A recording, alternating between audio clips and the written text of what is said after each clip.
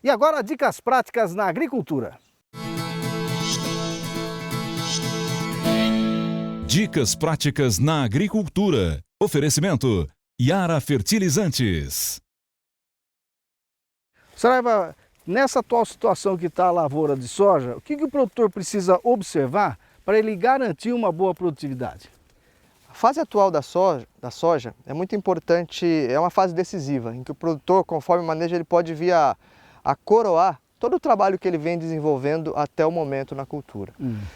Fazendo uma analogia com a construção de uma casa, Sérgio, eu diria para vocês que nós estamos naquela fase final de acabamento, né? Onde você vai cuidar dos detalhes finais e, olhando para o campo, esses detalhes finais nós chamamos de enchimento de grãos, é a fase de enchimento de grãos da soja.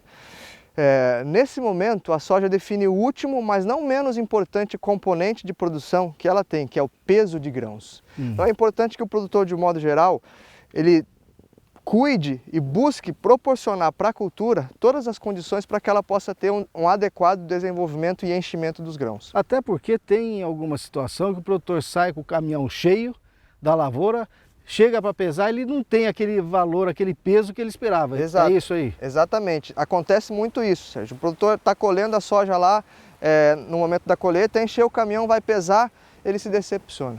Por que isso acontece? Porque muitas vezes nessa fase de enchimento de grão faltou um detalhe.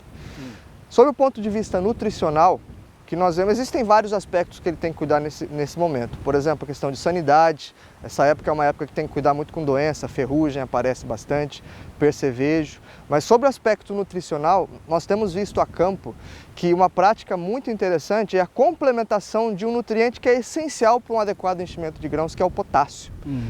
Eu digo sempre que o potássio nessa fase ele é o ator principal do processo de enchimento de grãos sob o ponto de vista nutricional, porque ele atua em 3 frentes. Primeiro, o potássio ele vai ser importante para a síntese de proteínas. É nessa fase que a soja começa a acumular proteína no grão. E o potássio é um importante nutriente para atuar na formação de proteínas na soja. Um outro aspecto é a questão da fotossíntese.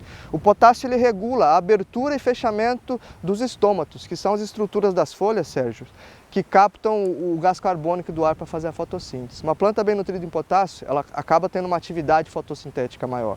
E por fim, o principal motivo é que o potássio ele atua como um transportador de carboidratos. Ele facilita o processo de transporte de carboidratos e açúcares na planta.